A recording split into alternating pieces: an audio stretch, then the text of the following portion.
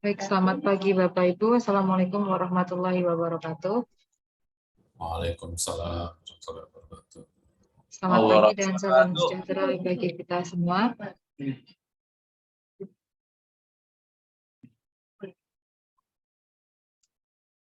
Pertama-tama marilah kita panjatkan puji dan syukur kepada Tuhan Yang Maha Esa atas berkat dan rahmat-Nya sehingga kita dapat berkumpul pada Zoom meeting pagi hari ini, Rabu 8 Februari 2023, dalam acara sosialisasi PMK 210-2022 tentang tata cara pembayaran dalam rangka anggaran pendapatan dan belanja negara. Yang terhormat Kepala KPPN Sumbawa Besar, Bapak Aziz Mutohar, yang kami hormati Kepala Seksi PDMS KPPN Sumbawa Besar, Bapak Acil Nofrianto, yang kami hormati Fungsional KPPN Sumbawa Besar, Bapak Taufik, serta para tamu undangan yang berbahagia. Izinkan saya untuk memperkenalkan diri, nama saya Nadia Mumtaz, akan memandu jalannya acara pada pagi hari ini hingga akhir nanti. Sebelum memulai acara, saya akan membacakan susunan acara pada pagi hari ini, yaitu yang pertama pembukaan, kemudian sambutan dari Kepala KPPN Sumbawa Besar, dan selanjutnya adalah materi yang akan disampaikan oleh Fungsional KPPN Sumbawa Besar Bapak Taufik, kemudian diskusi, dan terakhir adalah penutup. Untuk mempersingkat waktu, kita langsung masuk ke acara yang pertama, yaitu pembukaan dan sambutan oleh Kepala KPPN Sumbawa Besar, Bapak Aziz Mutohar. Kepada Pak Aziz, kami persilakan. Baik, terima kasih Mbak Nadia. Bismillahirrahmanirrahim. Assalamualaikum warahmatullahi wabarakatuh. Yang kami hormati para Bapak Ibu kuasa pengguna anggaran, Bapak Ibu PPK ya, PPK, PPSPM maupun bendahara satker di lingkungan KPPN Sumbawa Besar, dan kami hormati juga rekan-rekan KPPN, Mas Taufik, Mas Acil, dan Mbak Nadia ya. Alhamdulillah, pertama kita panjatkan puji syukur kehadirat Allah Subhanahu wa taala atas rahman rahimnya kita bisa berkumpul di pagi hari ini meskipun lewat Zoom ya Bapak Ibu sekalian. Kita akan coba mengkaji lebih dalam nih terkait dengan PMK 210. Mungkin Bapak Ibu sekalian kan sudah menerima beberapa kali terkait dengan sosialisasi ini, baik di yang terutama di tingkat pusat ya, dari Direktorat Pelaksanaan Anggaran gitu kan. Cuma kita sosialisasikan lagi di pagi hari ini supaya lebih paham lah Bapak Ibu sekalian, dan juga mungkin diskusinya bisa lebih aktif Bapak Ibu sekalian. Jadi mungkin nanti akan dipimpin Mas Acil ya terkait dengan diskusi ini biar bisa lebih intens ya Bapak Ibu sekalian. Mungkin waktu awal-awal ada sosialisasi dari Direktorat PA masih masih gambaran umum lah. Sekarang kan beberapa udah kita praktekkan gitu kan terkait dengan PMK ini. Nah, mungkin Bapak Ibu sekalian bisa lihat nih ada masalah-masalah atau apa yang perlu kita diskusikan kembali gitu. Jadi di PMK 210 ini sebagai pengganti PMK 190 ya Bapak Ibu sekalian, ini ada beberapa simplifikasi pelaksanaan anggaran Bapak Ibu sekalian. Jadi sekarang dokumen-dokumen yang diserahkan ke KPPN sebagian besar nanti akan berkurang Bapak Ibu sekalian. Terus yang kedua, modernisasi proses pembayaran.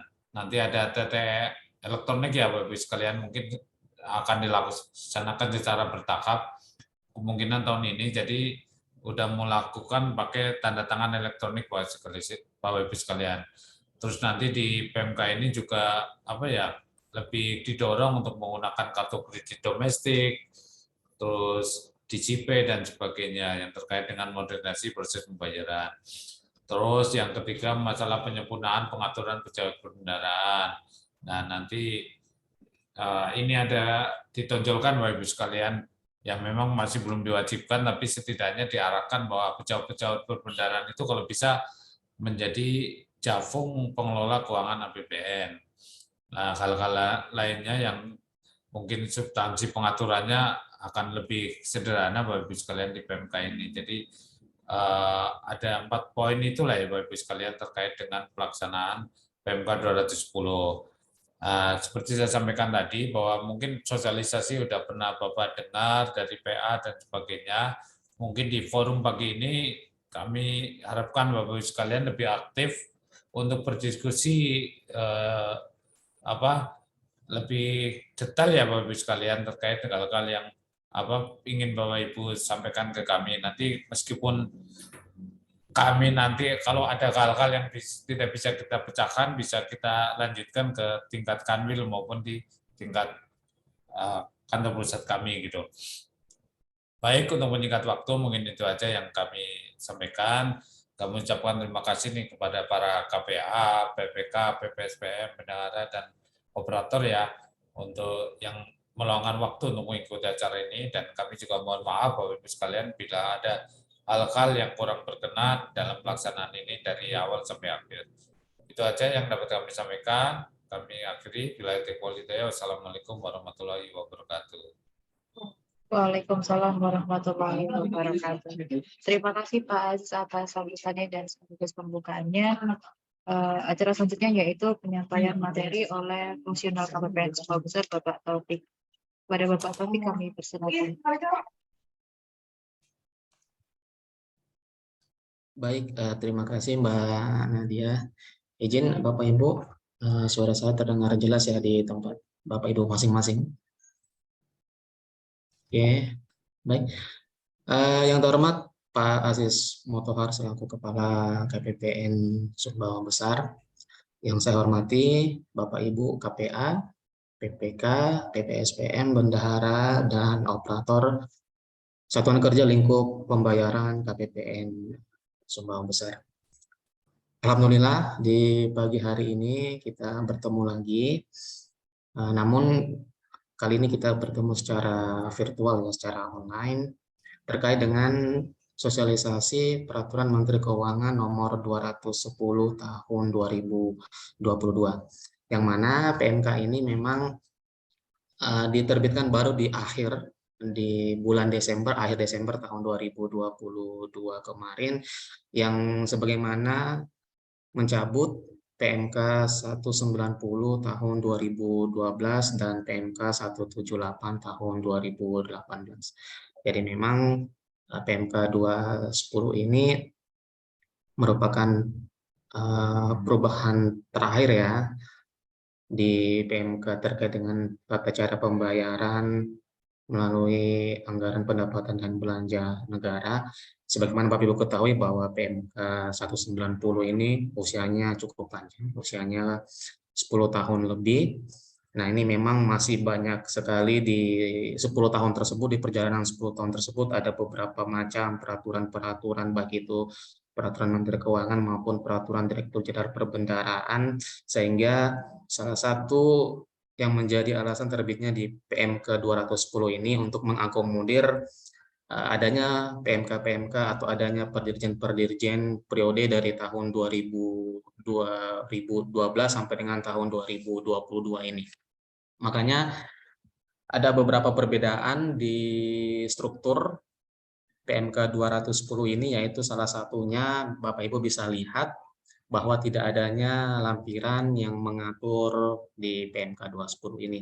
Hal ini disebabkan PMK 210 ini diharapkan dapat mengakomodir perkembangan-perkembangan baik itu peraturan maupun kebijakan ke depannya.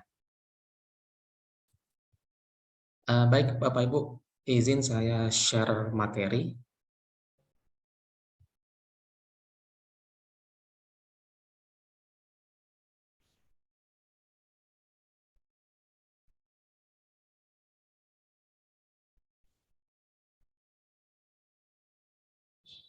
Jadi tadi seperti pesan dari Pak Aziz selaku Kepala KPPN Sumbawa Besar, di kegiatan Zoom kita di hari ini kami harapkan memang lebih ke diskusi, karena PMK 210 ini Bapak Ibu mungkin pernah mengikuti sosialisasi secara virtual sebelumnya, baik yang diadakan oleh DPA ataupun oleh pihak lainnya.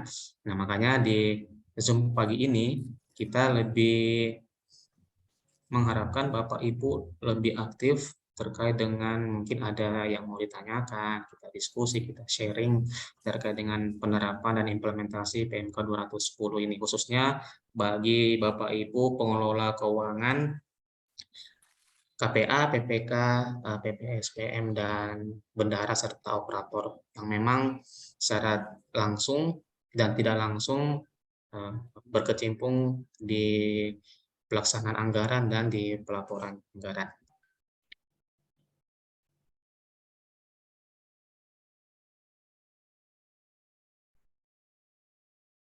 Baik Bapak Ibu, terkait dengan substansi perubahan, nah, di PMK 210 ini ada beberapa perubahan yang memang menjadi titik berat pembahasan perubahan dari PMK 190 ke PMK 210 ini. Yang pertama ini terkait dengan simplifikasi pelaksanaan anggaran. Jadi PMK 210 ini mengatur adanya penyederhanaan proses pembayaran sehingga bisa memudahkan dan mempercepat proses pembayaran dalam rangka pelaksanaan APBN. Ada beberapa macam bentuk simplifikasi pelaksanaan anggaran ini. Tadi sudah sempat dijelaskan oleh Pak Asis. Jadi dari segi simplifikasi dokumen itu lebih sederhana. Jadi format dan bentuk dokumen dalam pengajuan itu lebih disederhanakan. Kemudian simplifikasi proses pembayaran, di mana di PMK 210 ini memang pembayaran secara langsung atau LS itu sangat diutamakan terkait dengan pelaksanaan pembayaran dengan APBN ini. Kemudian substansi perubahan yang kedua yaitu terkait dengan modernisasi proses pembayaran. Nah, modernisasi proses pembayaran ini diharapkan dengan adanya PMK 210 ini bisa dioptimalkan untuk pembayaran dalam rangka pelaksanaan APBN.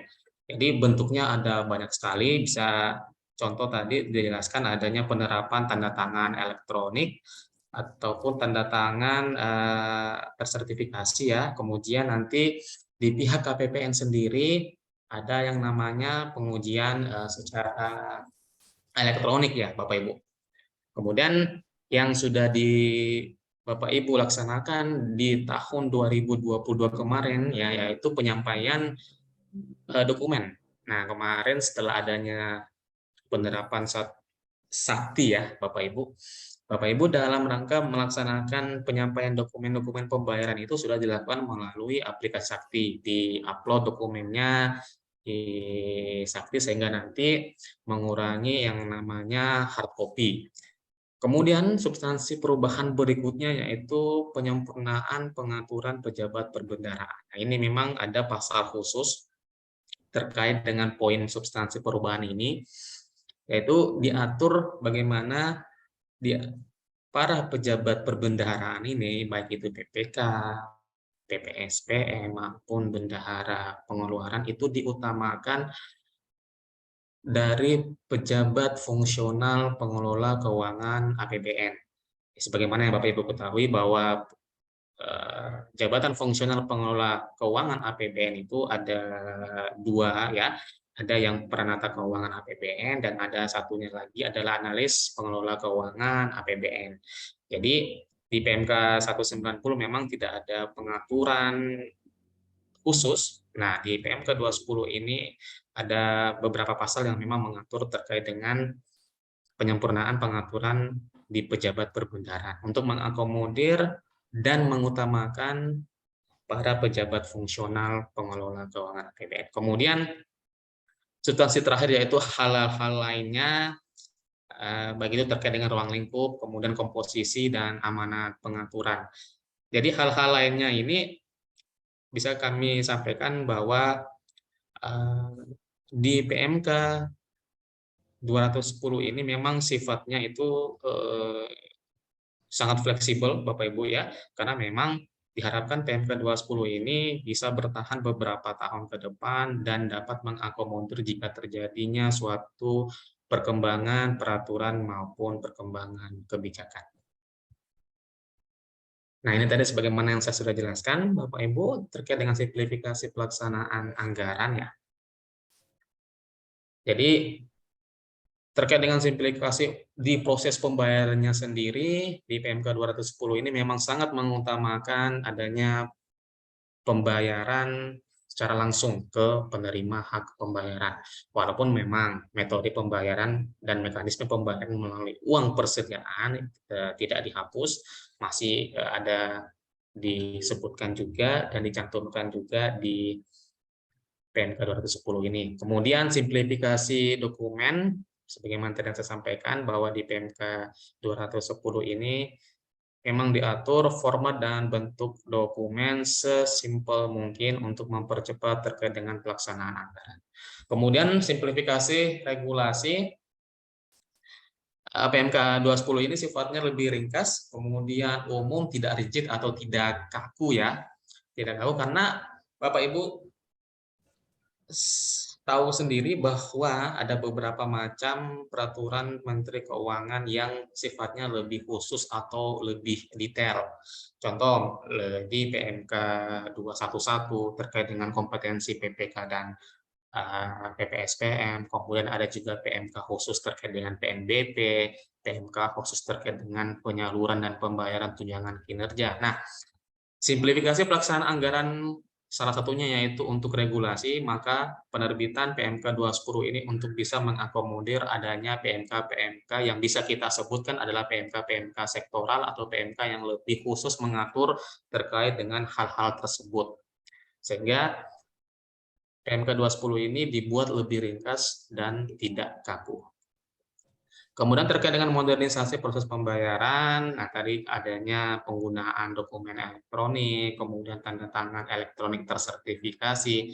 Nah, khusus untuk tanda tangan elektronik tersertifikasi ini tentunya nanti menunggu kesiapan dari masing-masing kementerian dan lembaga, kemudian nanti akan diatur tahapan, akan diatur piloting sesuai dengan pembagian, mungkin akan pembagiannya akan pilotingnya per BA atau per KL ya, nanti akan menunggu aturan lebih lanjut lagi. Kemudian pengujian secara elektronik yang dilaksanakan tentunya dilaksanakan di KPPN selaku kuasa hukum di daerah. Kemudian penyampaian dokumen secara sistem yang tadi saya sudah sampaikan telah dilaksanakan dari tahun lalu pada saat penerapan secara full aplikasi Sakti. Penyampaian dokumen sudah dilakukan secara elektronik. Bapak Ibu mengupload hasil scan dari SPM, dari SSP, kemudian dari dokumen-dokumen pendukung lainnya. Kemudian terkait dengan penyempurnaan pengaturan pejabat perbendaharaan, nah ini juga diatur pula di PMK 210 ini untuk bagaimana Bapak Ibu yang ditunjuk sebagai pejabat perbendaharaan itu untuk bisa menjadi pejabat fungsional pengelola APBN, sehingga nanti ke depannya pejabat fungsional pengelola APBN itu bisa ditunjuk sebagai pejabat perbendaharaan. Nah, itu harapan kami ke depannya. Kemudian ada lagi penyempurnaan yang terbaru di PMK 210 ini, ada yang namanya nomenklatur baru, yaitu pengelola basis data kepegawaian. Nah, pengelola basis data kepegawaian ini ditunjuk oleh Kepala Satker. Nah, tentunya ada yang bertanya apa yang membedakan antara PPABP atau Pejabat Pengelola Administrasi Belanja Pegawai dan PBDK atau Pengelola Basis Data Kepegawaian. Jadi PBDK ini pada prinsipnya adalah pejabat atau pegawai yang ditunjuk untuk mengelola data-data basis kepegawaian yang sudah terinterkoneksi dengan aplikasi belanja pegawai. Nah, jika memang di satuan kerja Bapak Ibu aplikasi untuk pembayaran belanja pegawai masih belum ada interkoneksi dengan aplikasi kepegawaian, tentunya PBDK ini belum diperlukan seperti itu. Kemudian penyempurnaan lainnya itu terkait dengan pengaturan pelaksana tugas KPA atau PLT KPA jika berhalangan, kemudian pengaturan pejabat perbendaharaan jika berasal dari satker lainnya, kemudian kriteria pengangkatan PPK jika lebih dari satu, kemudian pembinaan standar kompetensi pejabat perbendaharaan. Nah, itu tadi beberapa hal yang ada di PMK 210, khususnya terkait dengan penyempurnaan pengaturan pejabat perbendaharaan.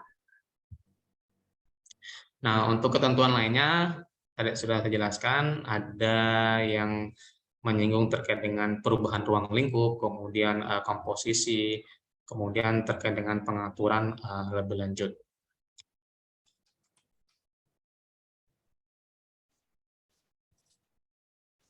Nah, PMK 210 ini terdiri dari 9 bab, mulai dari ketentuan umum, kemudian pengguna anggaran dan bendahara umum negara, sampai di bab ke-9 terkait dengan ketentuan penutup.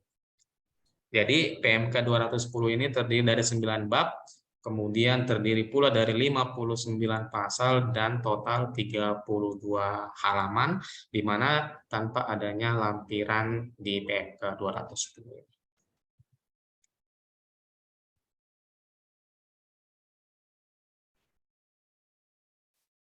Baik, kita mulai di poin pertama, yaitu terkait dengan pengguna anggaran dan bendahara umum negara. Nanti kita bahas Bapak Ibu apa yang hal baru yang sebelumnya di PMK 190 tidak ada, kemudian ada dituangkan di PMK 210 ini. Oke, baik. Terkait dengan pemisahan kewenangan ya. Jadi Bapak Ibu mungkin sudah paham ya, bahwa Bapak Ibu di sisi sebagai pengguna anggaran, kemudian nanti di KPPN di sisi bendahara umum negara.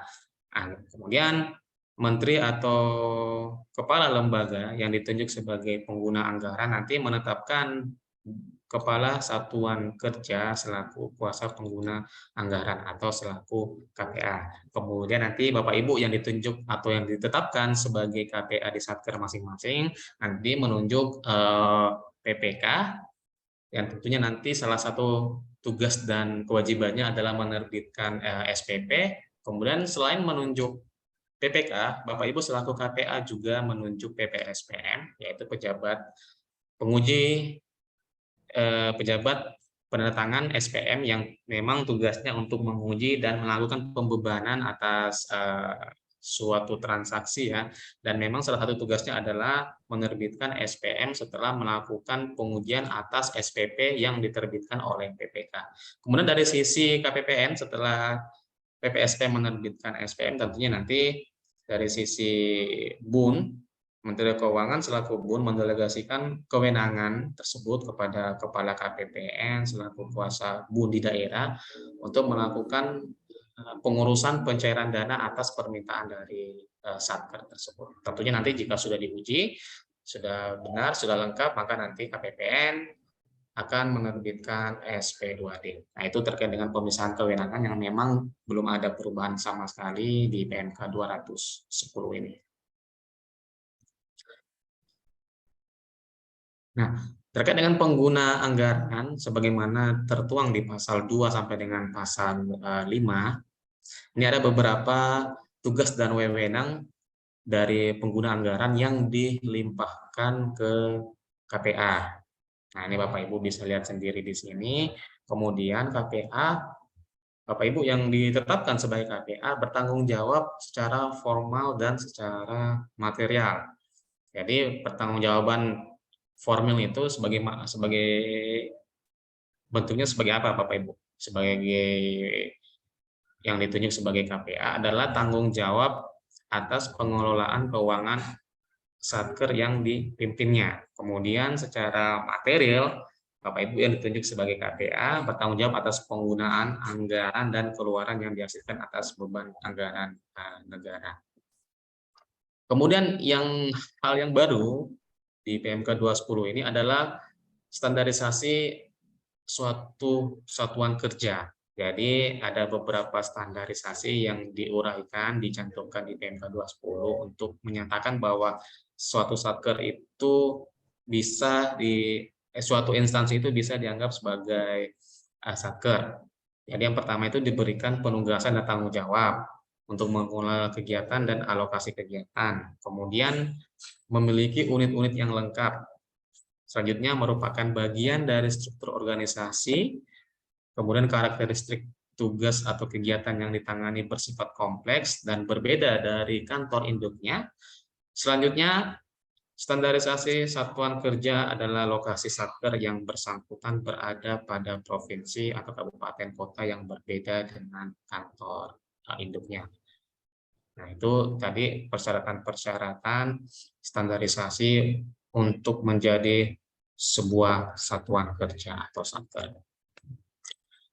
Kemudian dari sisi bendahara umum negara, hal yang baru di PMK 210 ini adalah adanya pengaturan terkait dengan kuasa BUN pusat. Nah, ini ada tanggung jawabnya nih, kuasa BUN pusat. Nah, yaitu bertanggung jawab memastikan ketersediaan dana dalam rangka pencairan dana atas BAN DIPA. Nah, kemudian di kuasa BUN daerah atau di KPPN sendiri, nah, kami di KPPN memiliki tanggung jawab terhadap kesesuaian penerima pembayaran pada SPM dan ketepatan waktu penerbitan SP2D. Nah, ini yang diatur khusus di pasal 18 dan pasal 19 PMK 210. Baik, di bab berikutnya terkait dengan pejabat perbendaraan. Dalam hal ini adalah KPA, kemudian PPK, PPSPM, dan bendahara. Nah, terkait dengan tugas dan wewenang KPA, sebagaimana dituangkan di pasal 6, memang secara garis besar tidak ada perubahan, baik itu di PMK 190 ke PMK 210, tugas dan wewenangnya masih sama, mulai dari melakukan penyusunan DIPA, menetapkan PPK dan PPSPM, sampai dengan menyusun laporan keuangan dan kinerja sesuai dengan ketentuan peraturan perundang-undangan. Begitu pula KPA bertanggung jawab secara formil dan material, kemudian penetapannya tidak terikat tahun anggaran dan berakhir pada saat dilikuidasi atau tidak mendapatkan anggaran DIPA. Nah, justru hal yang terbaru di PMK 210 ini adalah adanya pengaturan terkait dengan PLT atau pelaksana tugas KPA yang di PMK 190 tidak diatur khusus. Jadi di PMK 210 disebutkan jabatan KPA ini dianggap berhalangan. Nah, jadi ada dua klausul ya, yang bisa dinyatakan bahwa KPA ini berhalangan. Nah, yang pertama yaitu jabatan tidak terisi dan menimbulkan lowongan jabatan. Kemudian yang kedua, pejabat definitif tidak dapat bertugas lebih dari 45 hari kalender. Nah, mungkin dengan suatu alasan atau halangan tertentu. Nah, jika dua klausul ini terpenuhi, maka bisa dilakukan penunjukan pelaksana tugas KPA. Nah, untuk penunjukan dan persyaratan penunjukan pelaksana tugas KPA, jadi menteri atau pimpinan lembaga dapat menetapkan PLT KPA. Nah, syarat-syarat dan ketentuannya adalah ada 3, Bapak Ibu ya. Yang pertama, pejabat satu tingkat di bawah kepala satker, ya, dan memiliki fungsi, tugas dan fungsi terkait dengan baik itu keuangan, umum, rumah tangga, atau tata usaha, kepegawaian, ataupun perlengkapan. Nah, jika ternyata ketentuan di poin A itu tidak terpenuhi, maka diatur lagi di poin B, yaitu pejabat 2 tingkat di bawah kepala satker yang memiliki tugas dan fungsi terkait keuangan dalam hal pejabat pada huruf A atau pada poin A tadi itu berhalangan. Nah, jika tidak bisa di huruf A dan huruf B juga ternyata tidak ada, maka penunjukan PLT KPA ini berdasarkan di huruf C, yaitu merupakan pejabat pelaksana tugas kepala satker atau pejabat lain selain kepala satker dalam hal ketentuan di huruf A dan huruf B berhalangan atau menjabat sebagai PPK.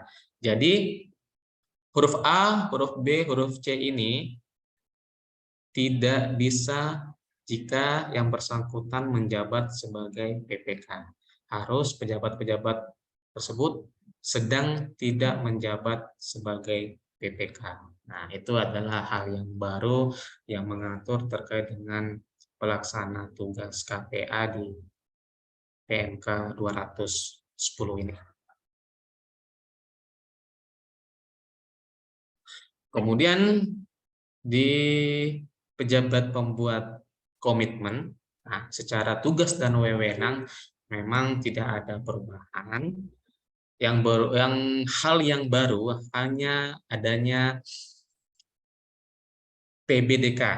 Nah, jadi kalau di PMK sebelumnya, PMK 190 hanya mengenal PPABP, yaitu pejabat pengelola administrasi belanja pegawai yang memiliki tugas dan wewenang yang berhubungan dengan pengelolaan administrasi belanja pegawai ataupun kebenaran data supplier dan data kontrak belanja pegawai. Nah, yang baru adalah adanya nomenklatur PBDK, pengelola basis data kepegawaian. Jadi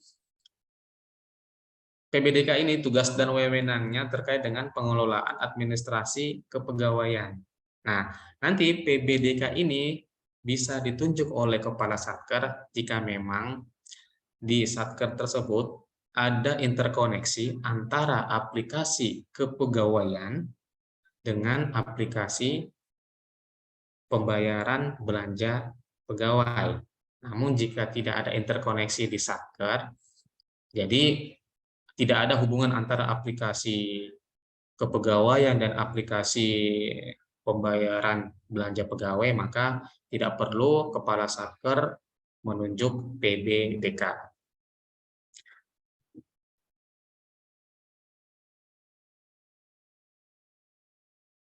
Kemudian tugas dan wewenang pejabat pembuat komitmen, khususnya tanggung jawabnya, ini bisa Bapak Ibu lihat, bertanggung jawab baik itu kebenaran material, kemudian kebenaran data supplier dan data kontrak, kemudian kesesuaian barang atau jasa dengan spesifikasi teknis, kemudian penyelesaian pengujian tagihan dan penerbitan SPP tepat waktu. Nah, ini memang Bapak Ibu diatur ya di pengujian, baik itu pengujian oleh PPK dan pengujian oleh PPSPM, bahwa memang adanya penyelesaian pengujian tagihan memang sudah ada batas-batas waktu yang diatur ya, nanti kita bahas di slide berikutnya terkait dengan pengujian tagihan ini. Kemudian terkait dengan pejabat penandatangan SPM atau PPSPM, memang tidak ada hal yang baru di PMK 210 ini.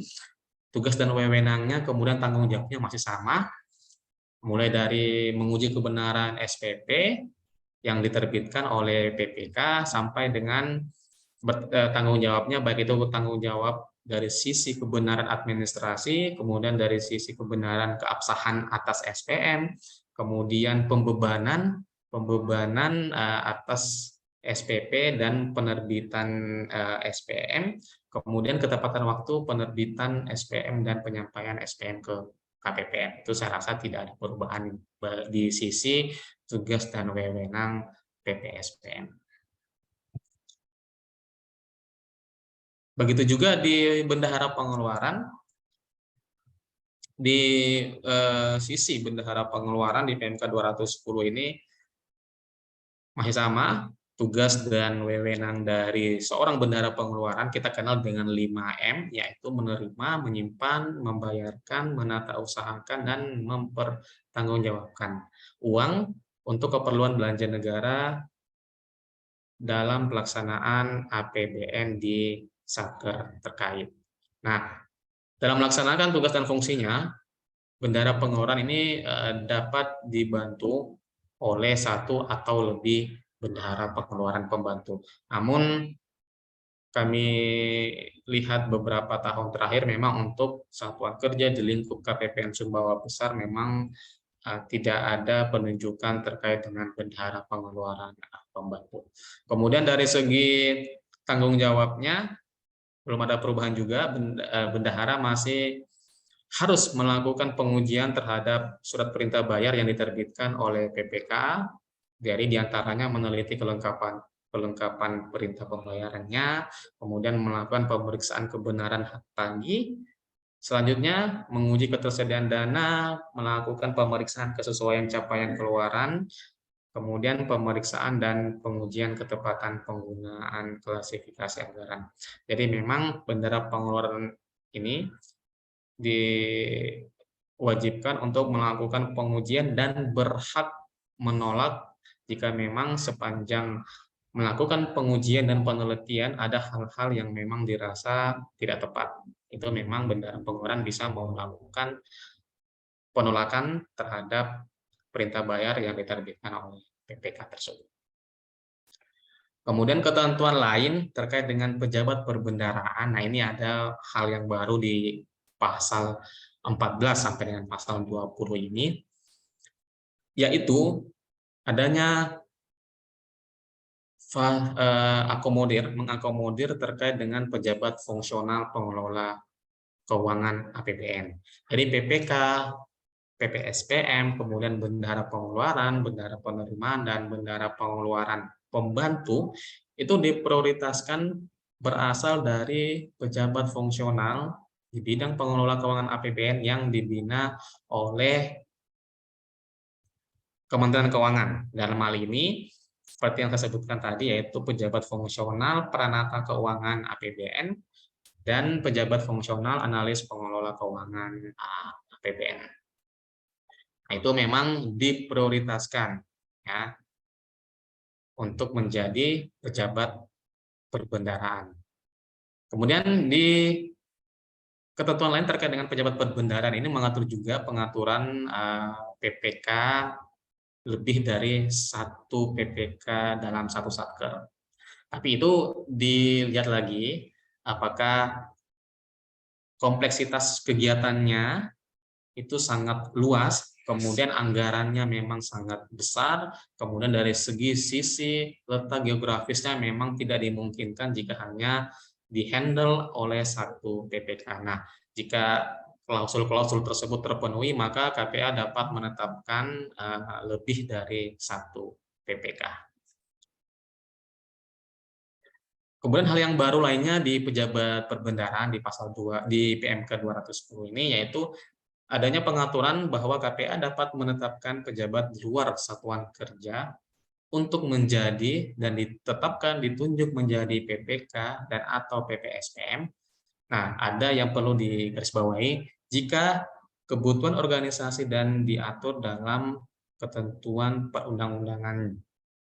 Nah, itu bisa ditunjuk dari luar satuan kerja, tapi tetap melihat lagi kebutuhan organisasi. Kemudian hal yang berikutnya terkait dengan pengaturan pejabat perbendaraan, yaitu diatur bahwa PPK telah memiliki sertifikat kompetensi PPK atau PNT, kemudian bagi PPSPM telah memiliki sertifikat kompetensi PPSPM. Jadi ini erat kaitannya dengan Peraturan Menteri Keuangan yang mengatur terkait dengan kompetensi pejabat pembuat komitmen dan kompetensi pejabat penandatangan SPM. Memang sekarang ini dipersyaratkan jika seseorang mau menjadi atau ditunjuk sebagai PPK dan PPSPM memang harus memiliki sertifikat kompetensi PPK dan kompetensi PPSPM.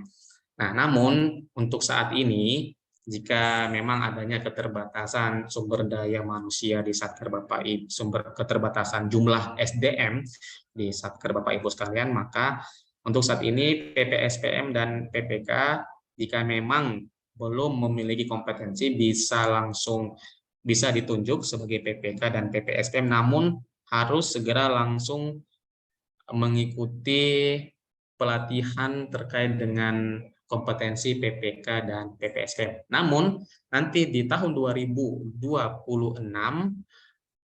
semua PPK dan PPSPM harus sudah memiliki sertifikat kompetensi PPK dan PPSPM. Seperti itu. Untuk saat ini, bisa ditunjuk PPK dan PPSPM walaupun belum memiliki sertifikat kompetensi, namun begitu ditunjuk sudah harus langsung mengikuti pelatihan untuk mendapatkan sertifikat kompetensi tersebut. Nah, terkait dengan kompetensi tersebut, itu nanti Bapak Ibu bisa cek di PMK 211 tahun 2019. Tapi teman-teman di KPPN Sumbawa Besar juga telah beberapa kali menyampaikan pengumuman-pengumuman jika memang ada pengumuman terkait dengan kompetensi PPK dan PPSPM ini. Tapi kami harapkan jika PPK dan PPSPM tersebut yang ditunjuk sebagai PPK dan PPSPM di Satker belum memiliki sertifikat kompetensi, begitu ditunjuk dan ditetapkan langsung mengikuti kompetensi PPK dan PPSPM yang ujung-ujungnya nanti akan mendapatkan sertifikat kompetensi PPK dan PPSPM.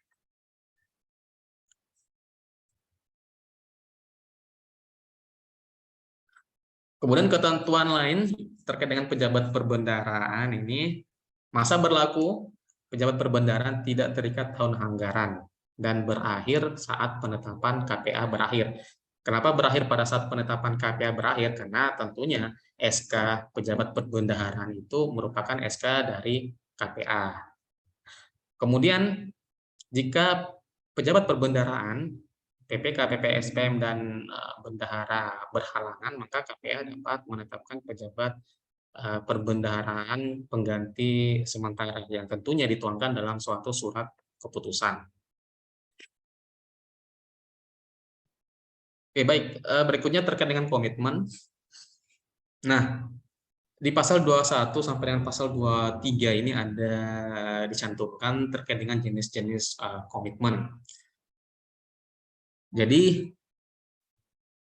jenis-jenis komitmen yang disebutkan di PMK 210 ini ada 5, yaitu ada bukti pembelian atau pembayaran, kemudian ada kwitansi, kemudian ada surat perintah kerja atau SPK, ada surat perjanjian, dan ada surat atau bukti pesanan.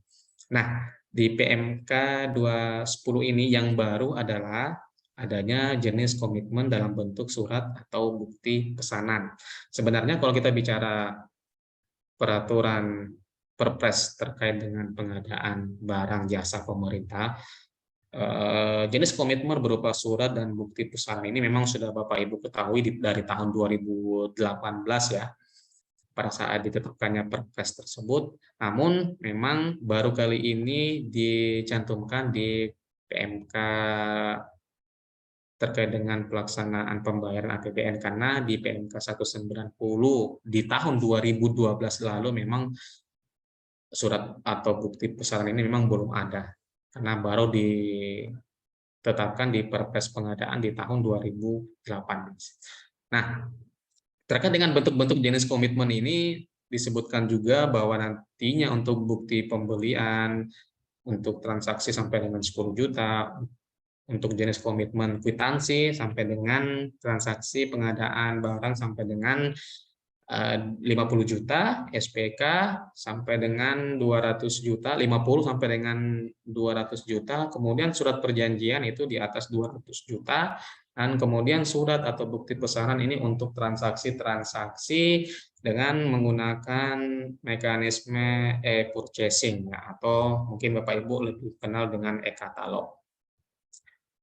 Kemudian jenis-jenis komitmen ini selain adanya 5 jenis perikatan tadi, yang kontrak tadi, ada juga namanya penetapan keputusan. Nah, jadi pada dasarnya komitmen itu ada 2 macam Bapak Ibu, ada yang sifatnya kontrak, ada yang sifatnya penetapan keputusan. Nah, untuk penetapan keputusan ini diatur di pasal 22 ayat 3, jenisnya ada 5, yaitu pertama surat keputusan atau SK. Nah, ini khususnya biasa mengatur terkait dengan belanja pegawai atau honorarium. Nah, itu surat keputusan. Kemudian surat perintah. Surat perintah contoh yang paling mudah ini surat perintah kerja lembur. Nah, kemudian surat tugas. Surat tugas ini ya kalau Bapak Ibu ada keputusan terkait dengan melakukan perjalanan dinas. Kemudian surat keterangan dan atau surat perjalanan dinas. Jadi surat tugas ini kalau kita lihat di peraturan PMK 113 tahun 2012 terkait dengan peraturan tata cara perjalanan dinas untuk beban APBN, memang surat tugas ini bergandengan dengan surat perjalanan dinas. Nah, jadi sebagaimana tadi saya jelaskan di awal bahwa PMK 210 ini mengakomodir PMK yang sebelumnya terbit di atas tahun 2012. Termasuk salah satunya adalah PMK terkait dengan perjalanan dinas tersebut. Kemudian surat keputusan, surat perintah, surat tugas, surat keterangan, dan surat perjalanan dinas itu ditetapkan oleh pejabat pembina kepegawaian ataupun KPA, PPK, ataupun pejabat berwenang sesuai dengan ketentuan peraturan perundang-undangan.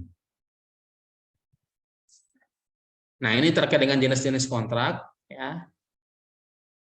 Nah, tadi saya sudah jelaskan di slide sebelumnya bahwa batasan pembayaran untuk masing-masing jenis kontrak itu berpedoman pada peraturan pengadaan barang atau jasa. Nah, tentunya kalau yang peraturan terbaru sekarang atau peraturan terakhir terkait dengan pengadaan barang jasa adalah di Perpres 12 tahun 2021. Nanti Bapak Ibu bisa mengecek sendiri batasan-batasan nominal transaksi. Contoh tadi bukti pengeluaran untuk sampai dengan 10 juta dan lain-lain sebagainya. Kemudian terkait dengan bukti jenis-jenis kontrak untuk bukti pembayaran. Nah, ini untuk ketentuannya diterbitkan oleh penyedia, kemudian paling sedikit memuat tanggalnya, ada tanggal pembeliannya, ada nama penyedianya, begitupun juga untuk kwitansi, surat perintah kerja, kemudian surat perjanjian, dan surat bukti pesanan untuk pengadaan barang atau jasa yang melalui mekanisme e-purchasing. Jadi di sini juga diatur. Kalau mungkin Bapak Ibu melihat di PMK 190 itu di lampirannya ada formatnya, ada format kwitansi. Nah, kalau di PMK 210 ini tidak ada format yang khusus mengatur karena memang tidak ada lampirannya, tapi ada ketentuannya. Contoh kita ambil yang di kwitansi. Nah, kwitansi ini diterbitkan dan ditandatangani paling kurang oleh PPK dan penyedia. Kemudian di kwitansi tersebut paling sedikit, nah ini paling sedikit memuat ada tanggal transaksinya, ada tanggal pembeliannya, ada nama penyedianya, ada uraian-uraiannya apa yang dibeli, berapa kuantitasnya, berapa jumlah barangnya, kemudian berapa total jumlah pembayarannya. Nah, ini karena tidak disebutkan dan tidak diatur di lampiran, maka diatur di pasal-pasalnya. Nah, makanya sangat tidak kaku. Jadi yang penting bentuk perikatan tersebut atau bentuk kontrak tersebut paling tidak itu memuat hal-hal yang tadi saya sudah jelaskan. Baik itu kwitansi, SPK, perjanjian maupun surat pesanan. Kemudian terkait dengan penatausahaan komitmen, nah ini sebenarnya Bapak Ibu sudah melakukan selama ini, ya. Cuma memang di PMK 210 ini baru diatur karena di PMK sebelumnya belum diatur, yaitu terkait dengan kontrak dan terkait dengan penetapan keputusan ini perlu didaftarkan kontrak dan suppliernya. Jadi kalau untuk kontrak itu wajib didaftarkan ke KPPN paling lambat 5 hari kerja setelah tanda tangan kontrak. Kemudian terkait dengan komitmen berupa penetapan keputusan, nah ini perlu juga didaftarkan suppliernya. Kayak penetapan keputusan itu tadi contohnya bisa ke tipe 3 ya, kalau kita bicara teknis di aplikasi ya, ke tipe 3 itu untuk para pegawai ataupun ke tipe 6 ya, ke tipe 6 itu untuk perorangan namun bukan PNS. Nah, itu bisa didaftarkan supplier tipe 6. Nah, itu yang diatur di PMK 210 ini bahwa kontrak dan supplier tersebut wajib didaftarkan di KPPN untuk mendapatkan nomor register supplier dan nomor register kontrak ya. Kalau Pak Ibu lihat di Sakti, kalau untuk supplier ya nanti sampai mendapatkan NRS atau nomor register supplier, dan kalau kontrak sampai mendapatkan nomor CAN ya. Jadi kan kontrak annual number.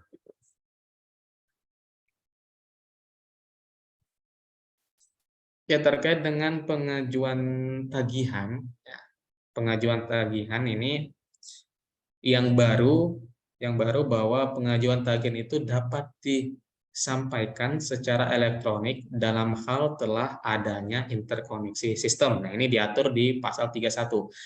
Apa yang dimaksud dengan adanya interkoneksi sistem? Jadi, pengajuan tagihan yang berasal dari yang memiliki hak tagih ya, yaitu bisa jadi perorangan, bisa jadi penyedia. Nah, itu kan orang-orang yang memiliki hak tagih. Nah, itu sepanjang sudah diatur interkoneksi sistem, maka pengajuan tagihannya itu bisa dilakukan secara elektronik. Nah, cuma sampai dengan hari ini mungkin sistem yang mengatur terkait dengan hal itu mungkin di satker belum ada ya, belum siap atau belum ada, makanya masih tetap dilaksanakan pengajuan secara manual. Namun jika suatu saat sudah bisa dilakukan penyampaian tagihan itu secara elektronik, nah, maka sudah adanya interkoneksi sistem penyampaian tagihan, maka itu sudah bisa dilaksanakan secara elektronik. Jadi pengajuan tagihan ini tentunya ada beberapa hal yang didahulu sebelumnya ya, baik itu dari segi prestasi pekerjaannya, kemudian ada daftar perhitungan nominatif, kemudian penyelesaian kewajiban, kemudian bentuk prestasi pekerjaannya, baik itu berupa berita acara penyelesaian pekerjaan atau berita acara serah terima pekerjaan. Nah, itu.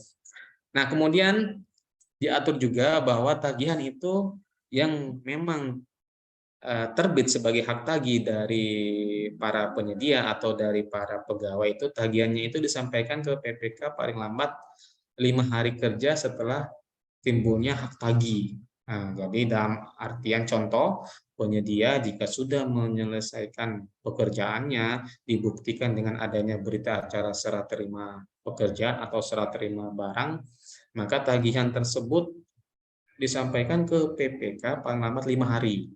Nah, jadi nanti tolong PPK-nya mengingatkan juga untuk para penyedia yang memang telah adanya berita acara serah terima, segera untuk menyampaikan tagihan tersebut ke PPK untuk ditindaklanjuti oleh PPK ke PPSPM sampai ke KPPN. Kemudian terkait dengan dokumen persyaratan untuk belanja pegawai, ini saya rasa masih belum ada perubahan yang berarti ya. Kalau untuk belanja pegawai tentunya dasarnya atau dokumen yang dipersyaratkan yaitu adanya daftar ya, yang ditandatangani oleh PPABP, kemudian bendahara pengeluaran, dan KPA atau bisa juga PPK. Kemudian untuk belanja barang tentunya ada surat tagihan, kemudian daftar perhitungan nominatif, kemudian jaminan jika memang barang tersebut belum diterima ya. Kemudian persyaratan lainnya yang diatur di Peraturan Menteri Keuangan. Nah, ini antara penyedia dan PPK, termasuk juga untuk belanja pegawai ya.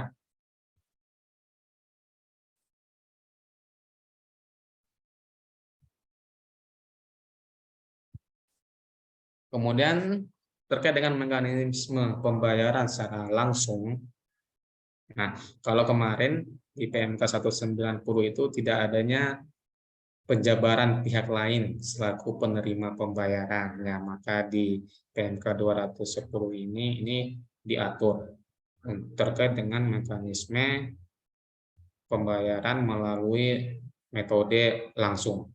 Jadi pada prinsipnya, kalau kita bicara prinsip pembayaran dengan sumber dana dari APBN, memang mekanisme yang diutamakan itu adalah LS kepada penerima hak pembayaran. Nah, di PMK ini yang dimaksud juga dengan tujuan kepada penerima hak pembayaran itu adalah aparatur negara, ya, penyedia atau pihak lainnya. Nah, ini pihak lainnya yang meliputi perseorangan, kelompok, masyarakat, lembaga, pemerintah, lembaga non pemerintah, organisasi, dan atau badan usaha. Kemudian dari segi pelaksanaannya dapat dilakukan melalui bendahara pengeluaran maupun bank atau pos atau lembaga keuangan bukan bank sesuai dengan ketentuan perundang-undangan. Nah, ini hal yang baru yang diatur di PMK 210 khususnya untuk mekanisme LS. Nah, untuk mekanisme UP ada hal yang baru juga diatur. Jadi sebagaimana diketahui bahwa di PMK 190 kemudian diubah di PMK 178 tahun 2018, memang di PMK sebelumnya itu mengatur batasan-batasan pemberian uang persediaan. Jadi contoh, kalau di PMK sebelumnya yaitu PMK 178, untuk pagu yang sampai dengan 2,4 miliar ya, pagu jenis belanja yang bisa dibayarkan dengan UP itu, kalau pagunya sampai dengan 2,4 miliar itu bisa diberikan maksimal uang persediaan itu 100 juta. Nah, yang menjadi perbedaan di PMK 210 ini tidak ada lagi pengaturan seperti itu. Ada yang 100 juta, ada yang 200 juta untuk yang jenis pagu jenis belanjanya sampai dengan 6 miliar, kemudian kalau di atas 6 miliar itu maksimal 500 juta. Nah, itu tidak diatur lagi di PMK 210. Nah, di PMK 210 ini pada prinsipnya memang mengutamakan pembayaran melalui mekanisme LE. Cuma tentunya pembayaran melalui mekanisme UP ini masih diakomodir, baik itu dilakukan secara tunai maupun secara non-tunai. Tentunya prinsip pembayaran UP itu adalah yang memang tidak bisa dilakukan melalui mekanisme LS. Barulah digunakan mekanisme uang persediaan. Kemudian kalau kita bicara besaran UP-nya, nah itu yang baru. Jadi di PMK 210 ini besaran uang persediaan adalah 1/12. 1/12 dari pagu jenis belanja yang dapat dibayarkan dengan uang persediaan dan paling banyak sebesar 500 juta. Nah, jadi 1/12 dari pagu jenis belanja. Pagu jenis belanja yang bisa dibayarkan dengan uang persediaan yaitu belanja barang, belanja modal, dan belanja lain-lain. Kayaknya kalau di Satker lingkup KPPN Sumbawa Besar, jenis belanja lain-lain ya, atau akun 58 itu kayaknya tidak ada. Maka pagu jenis belanja yang dipergunakan sebagai dasar 1/12 ini adalah pagu jenis belanja 52 dan 53. Nah, jadi nanti Bapak Ibu silakan dibagi. Nah, tentunya untuk persetujuan besaran uang persediaan ini kami di KPPN juga melihat histori dari tahun-tahun sebelumnya. Bagaimana Bapak Ibu bisa melakukan revolving atau bagaimana Bapak Ibu bisa melakukan pergantian uang persediaan, histori-histori di tahun sebelumnya atau di bulan-bulan sebelumnya. Jika memang kami rasa revolving atau penggantian uang persediaannya tidak lancar, nah makanya tentunya kami akan mengurangi besaran UP dari tahun sebelumnya, karena dengan besaran seperti itu saja Bapak Ibu tidak bisa secara rutin, secara periodik melakukan revolving atau melakukan penggantian uang persediaan. Kemudian di lain sisi juga Bapak Ibu, PMK 210 ini juga sangat mengakomodir penggunaan uang persediaan dari KKP. Nah, itu Bapak Ibu mohon untuk penggunaan UP KKP-nya itu bisa lebih ditingkatkan lagi. Karena salah satu dari perubahan di PMK 210 ini adalah tadi modernisasi digitalisasi pembayaran. Salah satunya adalah penggunaan cashless atau peningkatan penggunaan kartu kredit pemerintah baik yang existing maupun yang domestik. Kemudian penggunaan CMS. Nah, jadi Bapak Ibu, khususnya bagi Bapak Ibu satuan kerja yang selama ini hanya memiliki UP KKP tapi tidak pernah dipergunakan, tolonglah di tahun 2023 ini KKP-nya itu bisa dipergunakan. Jika memang KKP existing-nya itu masih belum maksimal, nanti bisa mendaftarkan untuk KKP domestik, karena secara mekanisme pembayaran KKP domestik ini bisa lebih mudah, lebih familiar ya, karena pembayarannya untuk tahap pertama ini diawali dengan pembayaran secara kris, dan nanti untuk tahap kedua barulah ada diterbitkan fisik KKP domestik bersama dengan kris. Kemarin juga sudah kita sosialisasikan terkait dengan KKP domestik ini, Bapak Ibu sudah dipanggil ya kemarin di kantor pajak ya terkait dengan sosialisasi KKP domestik, sudah dipertemukan juga dengan perbankan baik itu di Bank BRI, BNI, kemudian Mandiri. Nanti terkait dengan KKP ini memang perlu juga dukungan dari pihak perbankan, dan pihak perbankan juga sudah berkomitmen kemarin untuk bisa menyediakan pembayaran secara kartu kredit pemerintah. Kemudian terkait dengan revolving uang persediaan itu sendiri, nah ini diatur paling sedikit. Jadi paling sedikit 50% dan dilakukan minimal 1 kali per bulan. Nah, kalau kita bicara indikator kinerja pelaksanaan anggaran, ini kita belum tahu ya di IKPA tahun 2023 belum keluar reformulasi terbarunya. Jadi sepanjang belum keluar maka IKPA ini masih nanti menggunakan pengaturan di tahun sebelumnya. Nah, jadi kalau kita melihat di pengaturan di tahun 2022 untuk mencapai nilai indikator pengelolaan UP dan TUP maksimal atau optimal ya nilai indikatornya, Bapak Ibu paling tidak dalam 1 bulan atau dalam 1 periode itu paling tidak melakukan 2 kali revolving. Nah, kalau Bapak Ibu hanya melakukan 1 kali revolving per bulan, maka nilai dari indikator pengelolaan UP TUP-nya itu tidak akan optimal, tidak akan maksimal seperti itu. Kemudian yang baru juga di mekanisme uang persediaan di PMK ini adalah maksimal pembayaran. Jika sebelumnya di PMK 190 maksimal pembayaran adalah 50 juta per penerima, maka di PMK 210 ini maksimal pembayaran dengan mekanisme UP adalah 200 juta per penerima. Nah, namun jika mau lebih lagi dari 200 juta per penerima ini, maka harus mendapatkan izin dari Direktur Jenderal Perbendaharaan. Kemudian batasan-batasan besaran pembayaran yang dimaksud di 200 juta tadi itu bisa dikecualikan untuk pembayaran honorarium, perjalanan dinas, sampai dengan penanganan bencana, yang tentunya tadi harus mendapatkan izin terlebih dahulu.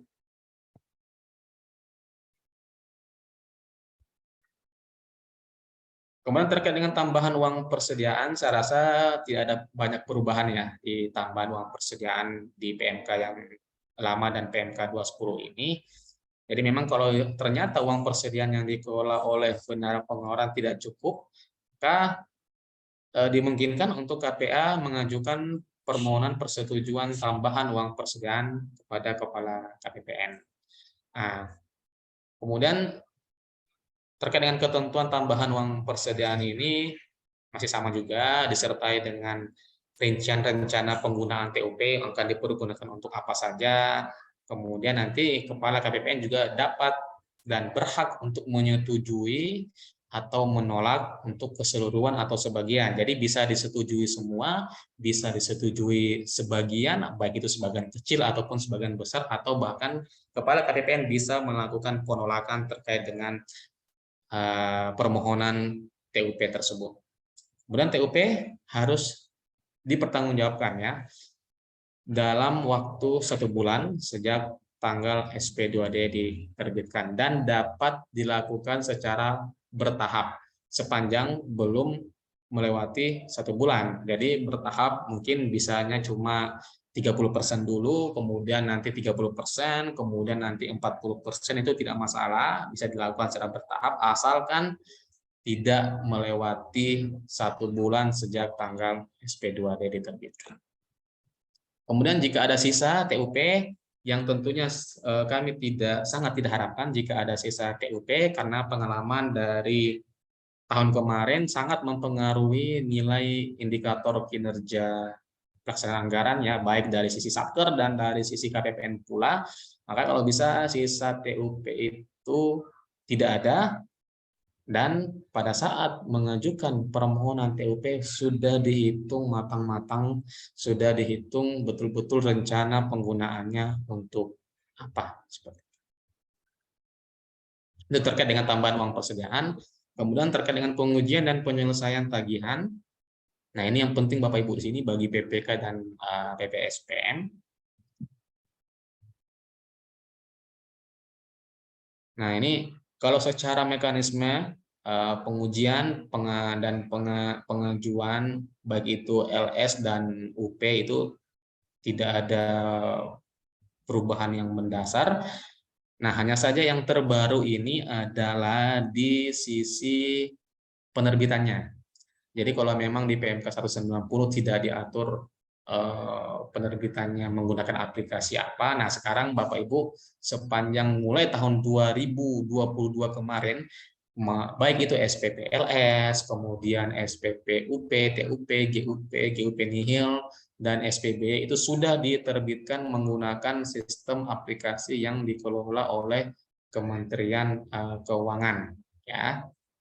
Jadi kalau di periode sebelumnya itu menggunakan aplikasi SAS, dan dimulai tahun 2022 untuk keseluruhan Satker sudah menggunakan aplikasi Sakti dan disahkan menggunakan tanda tangan elektronik tersertifikasi. Nah, tentunya ini juga menunggu kesiapan dari masing-masing Satker, masing-masing kementerian lembaga terkait dengan tanda tangan elektronik tersertifikasinya. Kemudian nanti akan ada semacam tahapan mungkin KL mana dulu yang akan sebagai piloting gitu, seperti pada saat penerapan dan implementasi Sakti sebelumnya. Jadi nanti akan dibagi pilotingnya mungkin per batch, per BA atau per KL, dan nanti akan diatur lebih lanjut sesuai dari peraturan Direktur Jenderal Perbendaharaan.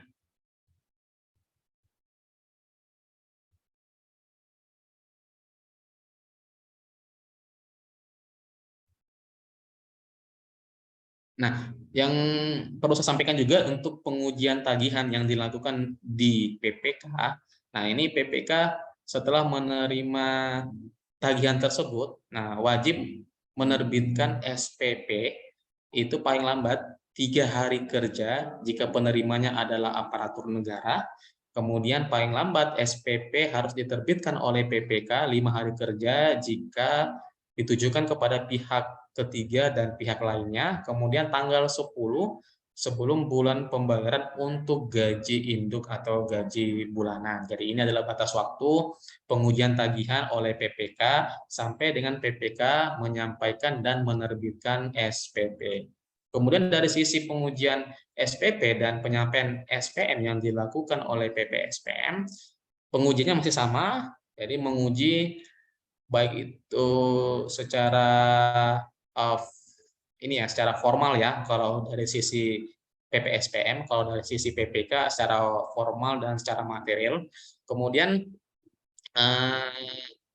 di PMK 210.2 ini diatur juga pengujian yang dilakukan secara elektronik, ya, secara elektronik yang terhadap kelengkapan dokumen, kemudian kebenaran dan keabsahan tanda tangan elektronik, kebenaran pengisian format SPP, dan lain sebagainya. Nanti Bapak Ibu bisa dibaca. Kemudian jangka waktu pengujiannya, jadi PPSPM ini diberikan waktu untuk melakukan pengujian SPP sampai dengan diterbitkannya SPM.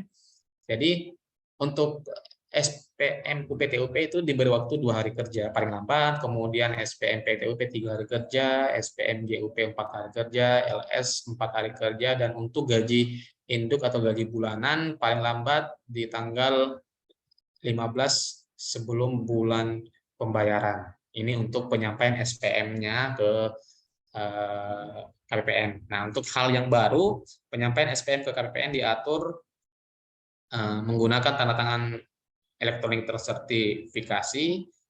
Kemudian untuk pengesahan SPM LS, kemudian UP, TUP, GUP, GUP nihil telah menggunakan TTE tersertifikasi sesuai peraturan perundang-undangan.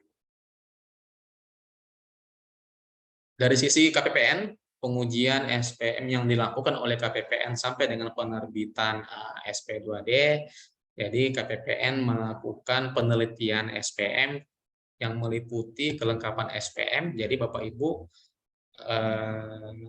akan kami cek kelengkapan SPM-nya, akan kami cek juga kebenaran SPM-nya. Jadi kebenaran SPM yang disampaikan oleh Satker ini ada beberapa hal yang kami teliti nantinya, yaitu pertama terkait dengan kebenaran dan keabsahan tanda tangan elektroniknya jika memang nanti sudah menggunakan TTE elektronik, kemudian kesesuaian penulisan atau pengisian jumlah angka dan huruf pada SPM, dan kebenaran penulisan dalam SPM, termasuk tidak boleh jika terdapat cacat dalam penulisan.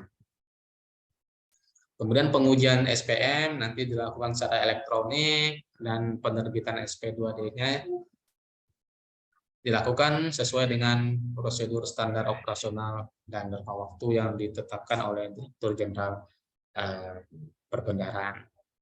Kemudian pasal 52 ini terkait dengan koreksi ya atau ralat. Jadi pengajuan koreksi oleh Satker hanya dapat dilakukan sepanjang, nah ini sepanjang apa? Sepanjang tidak mengakibatkan perubahan jumlah uang pada SPP, SPM. Kemudian koreksi tersebut atau ralat tersebut tidak menyebabkan adanya pagu minus atau tidak adanya perubahan kode bagian anggaran eselon 1 dan Satker. Jadi sepanjang itu, jika tidak merubah dan mengakibatkan hal tersebut, ada 3 poin tersebut, maka bisa dilakukan koreksi atau ralat SPM. Nah, terkait dengan ketentuan peralihan, jadi pada saat PMK 210 ini mulai berlaku, tata cara penandatangan, pengujian tanda tangan, dan penyampaian SPP dan SPM sebagaimana diatur dalam PMK 190 masih berlaku sepanjang belum dapat dilakukan penerapan tanda tangan elektronik tersertifikasi. Nah, tanda tangan elektronik tersertifikasi ini nanti akan ada tahapannya, akan ada persiapannya. Jadi nanti diatur melalui peraturan Direktur Jenderal Perbendaharaan terkait dengan penahapan implementasi pembayaran dengan sistem aplikasi TTE elektronik ini. Kemudian dalam hal sistem atau tanda tangan elektronik tersertifikasi ini belum tersedia atau tidak dapat berfungsi sebagaimana mestinya, nanti tata cara pembayarannya akan diatur lebih lanjut melalui peraturan Direktur Jenderal Perbendaharaan. Termasuk ketentuan lebih lanjut mengenai pembayaran atas APBN ini akan diatur lebih lanjut melalui Perdirjen Perbendaharaan. Nanti begitu Perdirjen Perbendaharaan terkait dengan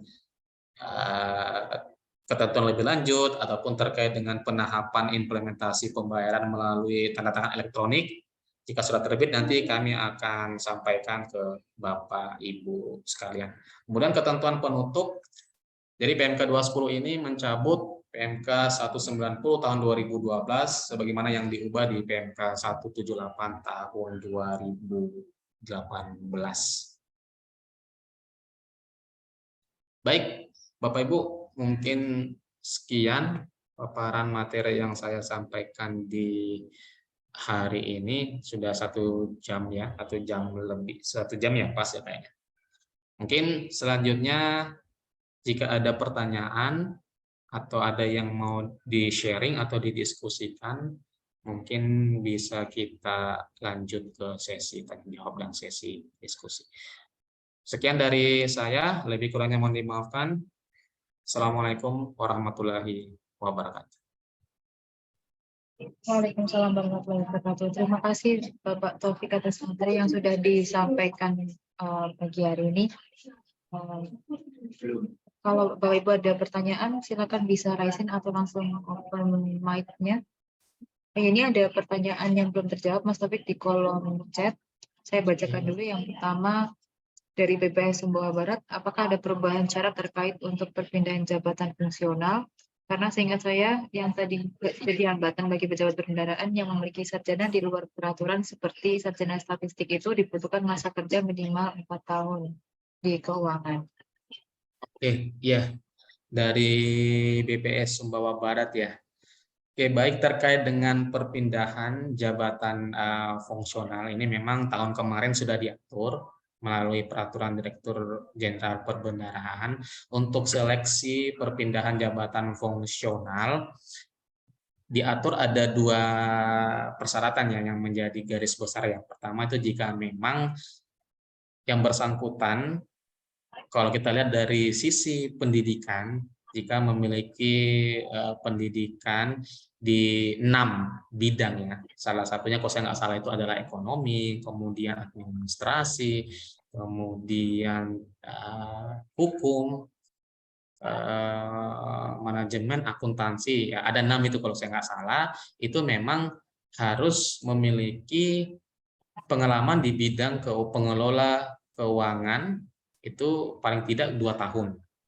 Nah, tapi jika dari segi pendidikan, dari segi ijazah yang dipunyai di luar 6 bidang pendidikan tersebut, itu memang persyaratannya harus memiliki pengalaman paling sedikit 4 tahun sebagai pengelola keuangan. Jadi memang belum ada perubahan terkait dengan masa kerja atau terkait dengan pengalaman kerja di pengelola keuangan APBN. Mungkin seperti itu ya dari BPS Sumbawa Barat ya.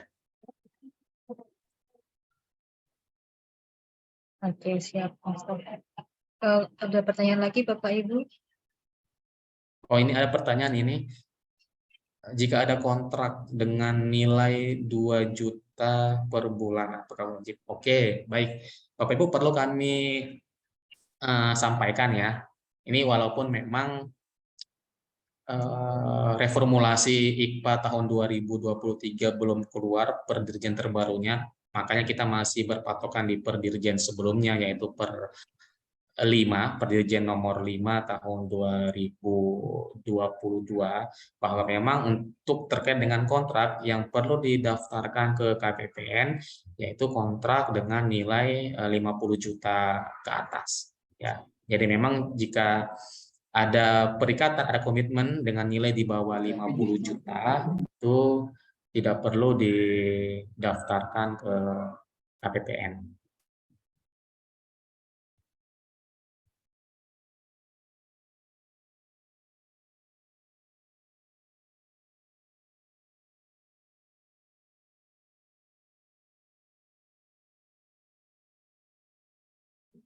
Cik. Ya, silakan Pak dari Kemenak Sumbawa. Oh, terdeteksi suaranya. Terima kasih Bu Najia. Mohon maaf saya tidak pakai masker nih. Pak Taufik, sepertinya Ya, siap Pak Ardi. Pak Ardi dari Kemenak Sumbawa ya. ya saya Ardi Pak Taufik masih Ya, Pak. Menarik tadi yang disampaikan selama presentasi, ada beberapa hal mungkin yang saya coba tanyakan. Pertama, sebelum saya sampaikan pertanyaan, saya sebut satu jelas dulu.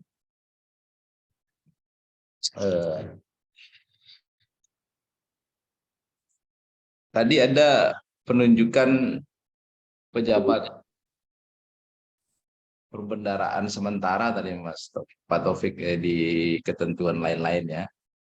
Kalau di ketentuan baru tadi itu terkait dengan KPA kan ada PLT KPA di atas 45 hari kalender tidak dapat bertugas. Ya. Nah, apakah untuk PPK, PPSPM maupun bendahara ada ketentuan spesifik enggak terkait dengan apa namanya tidak dapat bertugasnya dalam jumlah hari kalender atau hanya sebatas ketentuan umum sebagaimana tahun-tahun sebelumnya? Itu yang pertama. Nah, kemudian yang kedua, tadi menarik juga ada pengelola basis data kepegawaian. Ketika memang sistem kepegawaian yang ada di kementerian atau lembaga bersangkutan sudah terintegrasi dengan aplikasi gaji, maka bisa langsung dieksekusi oleh mereka. Nah, pertanyaan saya, apakah tetap ada PPABP lagi enggak nanti ketika ada pengelola basis data kepegawaian ini, atau memang mereka berdiri sendiri? Karena di sistem kepegawaian yang ada di Kemenak saat ini juga mengarah ke sana untuk proses tindak lanjut dari hak-hak kepegawaian ini. Kemudian terkait dengan tanda tangan elektronik dan simplifikasi pelaksanaan anggaran, tadi menarik juga ini, karena kita saat ini, contoh saya di penyelenggaraan haji dan umroh itu sudah sejak 2019 kami menerapkan tanda tangan elektronik. Jadi begitu ada yang mendaftar haji, walaupun saya berada di dalam tugas dinas atau dinas luar, itu masih diberikan wewenang untuk melakukan tanda tangan dengan proses verifikasi PIN ataupun password pendaftaran. Nah, apakah ini prosesnya nanti akan satukan di Kementerian Keuangan, kemudian proses penandatanganannya ketika kami berada di dinas luar juga bisa melaksanakan ataupun meng-approve yang namanya dokumen-dokumen pembayaran, atau seperti apa nanti mungkin proses-proses tindak lanjut ini Pak Taufik. Jadi mungkin itu aja dulu, karena nanti kalau kebanyakan nanti monopoli pertanyaannya. Ya. Baik. Dan tadi karena diawali dengan satu seruput, saya tutup dengan satu seruput lagi. Ya, terima kasih. Oke, baik Pak Ardi, ini banyak ininya. Saat pertanyaannya ada 3 Pak Ardi ya, ada 3. Yang pertama tadi terkait dengan PLT. Nah, di PMK 210 ini untuk PLT memang hanya yang diatur di PLT KPA ya. Tadi kalau yang definitifnya tidak dapat melaksanakan tugas atau berhalangan di atas 45 hari kalender, itu memang baru bisa diterbitkan atau ditunjuk penunjukan PLT KPA. Nah, tapi kalau terkait dengan pejabat perbendaharaannya, baik itu PPK maupun PPSPM maupun bendahara, itu kalau kita bicara di peraturannya di PMK 210, memang penunjukan masa berlaku pejabat perbendaharanya itu tidak terikat tahun anggaran ya. Jadi tidak terikat tahun anggaran dan berakhir pada saat penetapan KPA-nya berakhir. Karena contohnya karena KPA-nya mutasi atau karena KPA-nya pensiun, makanya kan penunjukan sebagai PPK dan PPSPM otomatis dicabut karena PPK yang menerbitkan penunjukan tersebut sudah berpindah, sudah berganti atau sudah pensiun. Nah, itu terkait dengan masa berlakunya. Nah, terkait dengan berhalangannya, baik itu PPK, PPSPM, kemudian bendara pengeluaran,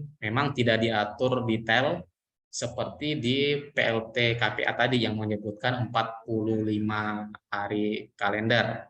Nah, cuma diserahkan kepada KPA, ya, diserahkan kepada KPA jika memang terdapat PPK dan PPSPM yang berhalangan ataupun memang tidak bisa mengerjakan tugas dan kewajibannya sebagaimana mestinya dengan alasan tertentu, maka KPA dapat menetapkan pejabat perbendaharaan pengganti sementara, Pak Ardi. Tentunya penunjukan pejabat perbendaharaan sementara baik yang PPK dan PPSPM tersebut tentunya harus dituangkan dalam bentuk SK KPA. Itu kalau KPA. Kalau bendahara tentunya yang menerbitkan SK tersebut adalah Kepala Satuan Kerja. Nah, itu yang membedakan kalau dari sisi penerbit SK-nya. Kalau bicara terkait dengan harinya, di PMK 210 ini tidak secara detail menyebutkan persis seperti di PLT KPA yang di atas lebih dari 45 hari kalender. Seperti itu Pak Ardi untuk yang PLT tadi ya, PLT pejabat perbendaharaan. Kemudian terkait dengan pertanyaan yang kedua, ini adanya memang nomenklatur baru ya atau penamaan baru terkait dengan PBDK. Jadi PBDK itu pada prinsipnya pegawai memang yang ditunjuk oleh Kepala Satker untuk membantu PPK dalam mengelola administrasi belanja pegawai. Jadi pada dasarnya di PMK 210 ini yang membantu PPK dalam mengelola administrasi belanja pegawai Pak Ardi itu ada 2. Nah, kalau sebelumnya kan hanya dikenal PPABP ya.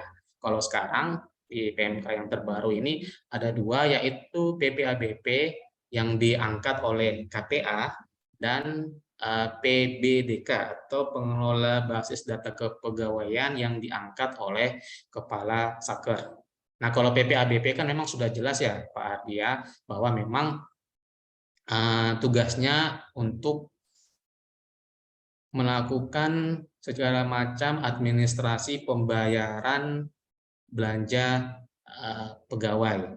Nah, kemudian kalau yang PBDK ini diangkat oleh Kepala Satker memang khusus dilakukan jika Satker tersebut telah memiliki interkoneksi antara aplikasi kepegawaian dengan aplikasi gaji. Jadi kalau dari segi, kalau kita bicara tusinya atau tugas dan fungsinya, PPABP itu lebih ke administrasi belanja pegawai atau aplikasi keuangannya.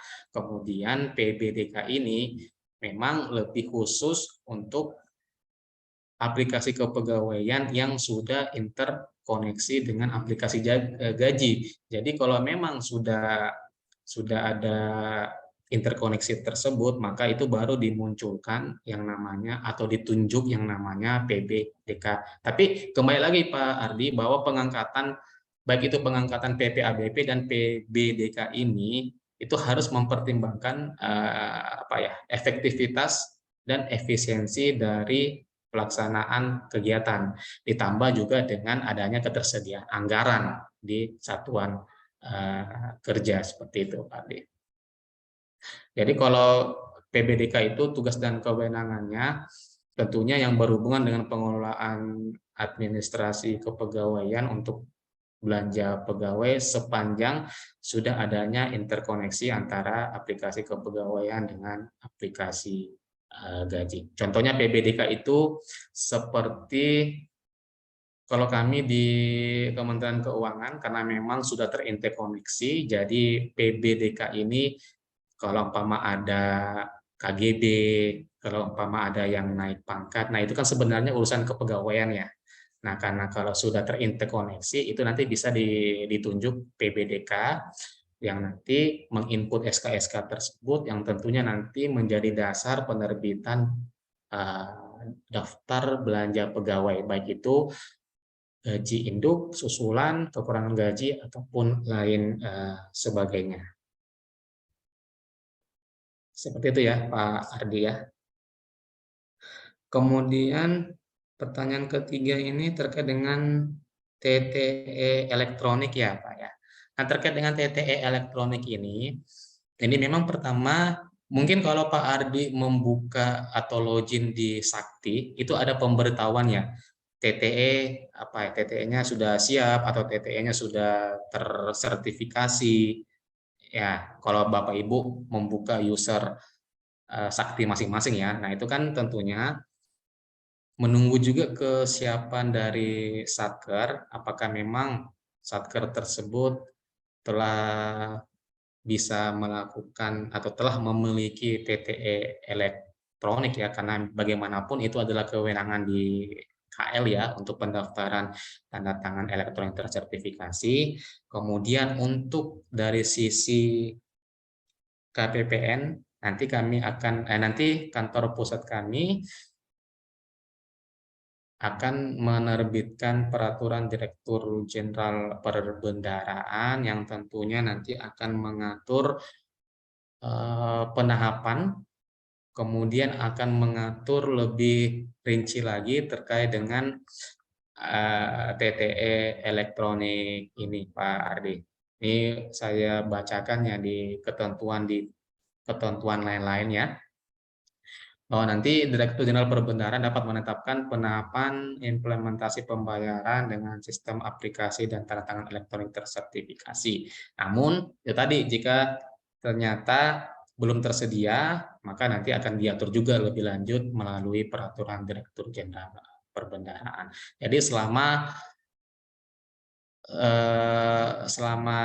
belum berlaku atau belum siap TTE elektroniknya, maka tata cara penandatanganan pengujian tanda tangan itu masih berlaku di PMK 190 sepanjang memang belum dapat dilakukan penerapan tanda tangan elektronik tersertifikasi. Jadi nanti kalau Pak Ardi lagi tidak masuk kantor atau lagi dinas, kemudian butuh ada SPM, Pak Ardi kan Pak Ardi sekarang sebagai PPSPM ya, ada SPM yang perlu ditandatangan, nanti kan tinggal memasukkan memasukkan PIN saja ya untuk menandatangani SPM tersebut. Gitu. Tapi untuk ketentuan lebih lanjutnya nanti akan ditetapkan melalui peraturan Direktur Jenderal Perbendaharaan khususnya terkait dengan tahapan implementasi pembayaran menggunakan tanda tangan elektronik tersebut. Mungkin demikian Pak Ardi ya. Ya, sedemikian rupa lah Pak Taufik, insyaallah. Oke, baik. Terima kasih Pak Ardi. Terima kasih Pak Taufik atas penjelasannya. Sama-sama Pak. Tetap sehat. Insya Allah. Jangan lupa ngopi. Oke, terima kasih. Baik Pak. Mungkin ada yang lain yang mau ditanyakan atau didiskusikan Bapak Ibu.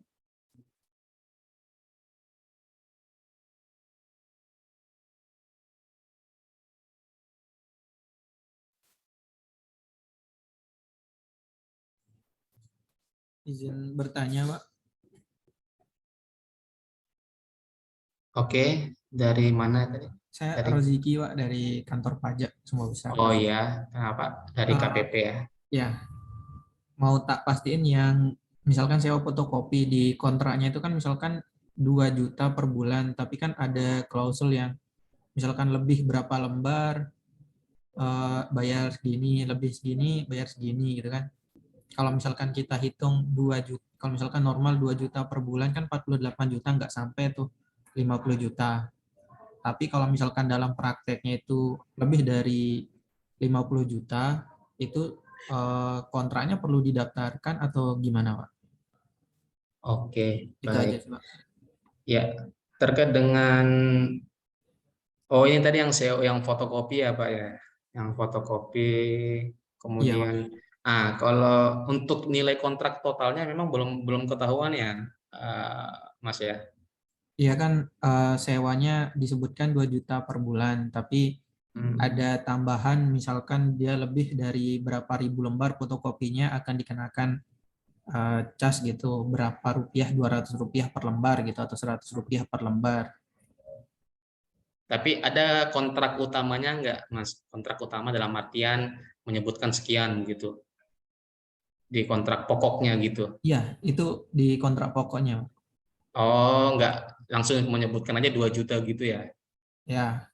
Tanpa menyebutkan jumlah keseluruhan berarti ya. Mm-mm.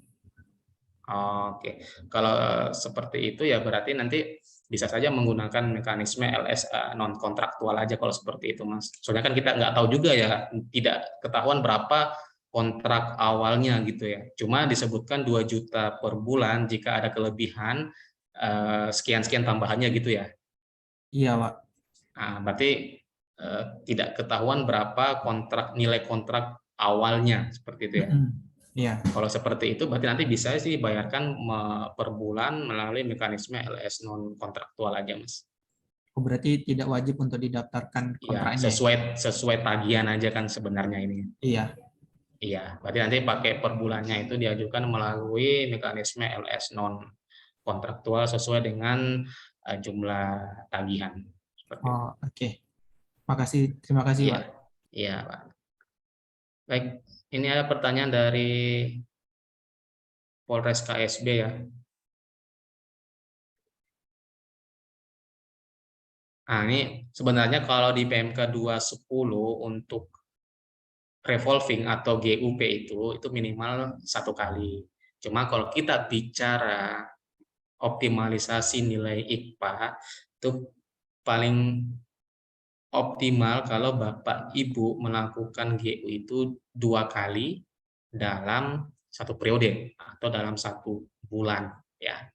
Nah, kalau pertanyaannya apakah ada batas maksimal? Nah, kalau batas maksimal sebenarnya tidak ada Bapak Ibu karena itu tergantung dari kebutuhan di masing-masing satker. Bisa jadi dalam 1 periode ada yang 2 kali, ada yang 3 kali, ada yang 4 kali, itu tidak masalah. Bahkan tiap hari pun Bapak Ibu mengajukan revolving atau mengajukan ganti uang persediaan itu tidak masalah sepanjang ketersediaan dana masih ada. Seperti itu. Begitu dari Polres KSB ya.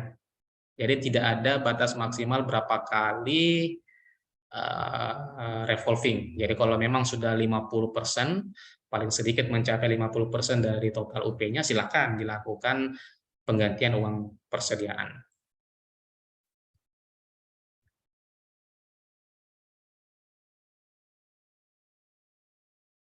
Jarang-jarang ada yang bertanya maksimalnya berapa kali nih. Biasanya 1 kali aja 1 bulan sudah pas. Ini dari Polres Sumbawa ini nanya berapa maksimalnya ya. Coba semua satker seperti ini bertanyaannya, berapa maksimal 1 bulan GU-nya. Nggak perlu kami ingatkan satker. Bagaimana Pak Ardi ya? Bisa ya? Maksimal berapa kali? Tergantung ini nanti, Pak. Sorry. Tergantung apa, Pak? Tergantung ini yang di tangan saya. Oh, Polres KSB 5 kali ya kemarin ya. Oh, bagus. 5 kali berarti 1 minggu pasti GU ya. 1 minggu. Saya kira tadi 28 kali. Baik, Bapak Maksimal. Ibu, masih ada yang mau dipertanyakan? Ya, baik Bapak Ibu, ada yang mau ditanyakan lagi? Nanti kalau umpama ada reformulasi terbaru terkait dengan IKPA tahun 2023, nanti kita akan sosialisasikan karena kami juga masih menunggu update terbaru dari kantor pusat kami terkait dengan IKPA. Untuk sementara masih menggunakan IKPA perhitungan di tahun sebelumnya ya Bapak Ibu ya. Jadi terkait dengan penyerapan anggaran segala macam mohon.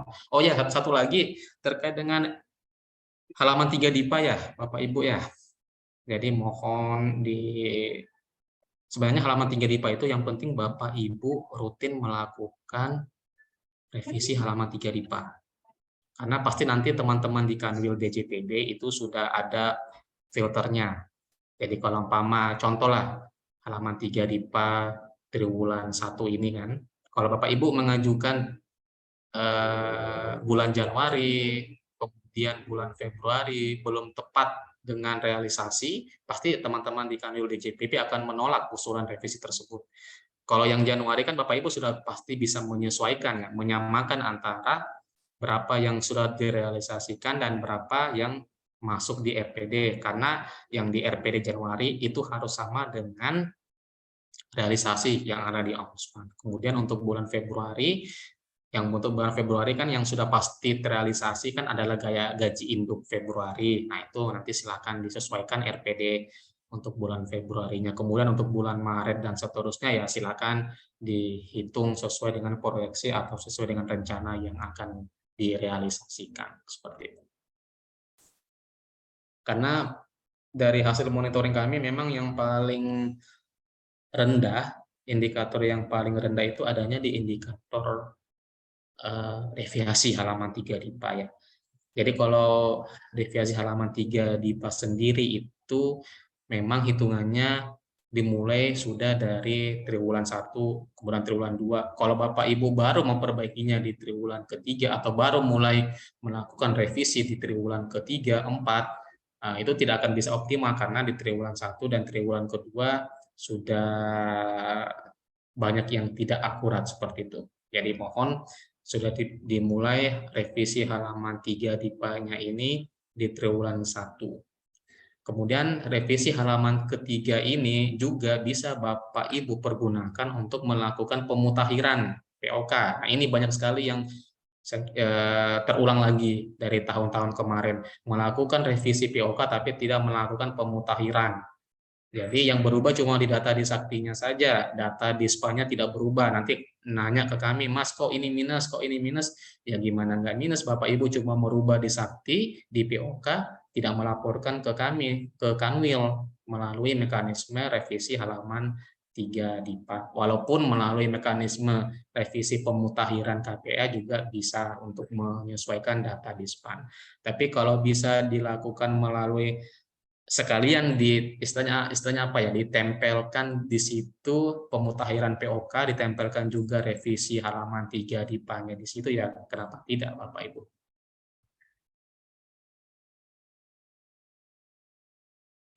Oke, baik Bapak Ibu, kalau sudah tidak ada pertanyaan, bisa kita tutup ya acara pada pagi hari ini ya. Oke, Bapak Ibu, tibalah kita di penghujung acara. Demikianlah rangkaian acara pada pagi hari hingga siang hari ini. Dengan ini berakhirlah acara sosialisasi PMK 210 tahun 2022. Kami mengucapkan terima kasih atas kehadiran dan partisipasi Bapak Ibu pada acara hari ini. Kami mohon pamit undur diri dan mohon maaf apabila terdapat kata yang kurang berkenan selama acara berlangsung. Akhir kata, wassalamualaikum warahmatullahi wabarakatuh. Waalaikumsalam warahmatullahi wabarakatuh.